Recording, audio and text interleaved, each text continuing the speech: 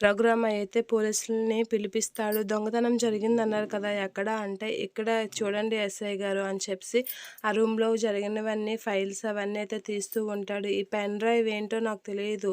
ఈ pen drive ఎక్కడిదో కూడా నాకు తెలీదు. ఒకసారి చూడండి అనైతే అంటూ ఉంటాడు. ఇక అందరి ముందు ల్యాప్‌టాప్‌లో పెన్ డ్రైవ్ వేస్తూ అవి చూస్తూ ఉంటారు. అందులో ఒక అమ్మాయి, నేను అక్షయ్ ప్రేమించుకున్నాం. మా ఇద్దరమి సహజీవనం చేశాం. ఇప్పుడు అక్షయ్ నన్ను మోసం చేశాడు. ఏమనంటే నన్ను నన్ను ఏదో ఒక దీంట్లో ఇరికిస్తానంటున్నాడు. ఇప్పుడు నేను గర్భవతిని అని అంటూ ఉంటుంది. ఆ మాటలు వినగానే ఒకసారిగా అక్షయ్ లేచి కూర్చొని అలా చూస్తూ ఉంటాడు. ఇక వాళ్ళ నాన్న కూడా షాక్ అవుతూ ఉంటాడు.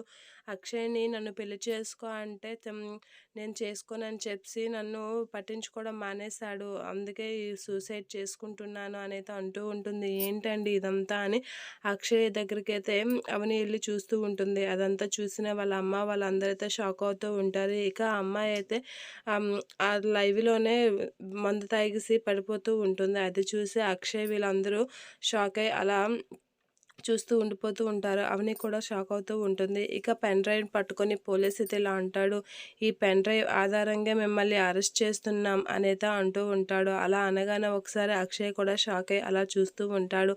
అవని వీళ్ళందరూ ఏం చేయలేక అలా చూస్తారు. ఇక రఘురామయ్య అయితే ఏం మాట్లాడాలో తెలియక అయోమయంలో అలా ఉండిపోతారు. ఇక పోలీస్ అయితే పదండి స్టేషన్‌కి అని చెప్పేసైతే స్టేషన్‌కి తీసుకొని వెళ్తారు. ఇక అక్షయ్, పల్లవి వీళ్ళందరూ అయితే ఆ వీడియో చూసి షాక్ అవుతూ ఉంటారు. ఎవరిది అని అందరూ షాక్ అయ్యి అలా ఉండిపోతూ ఉంటారు.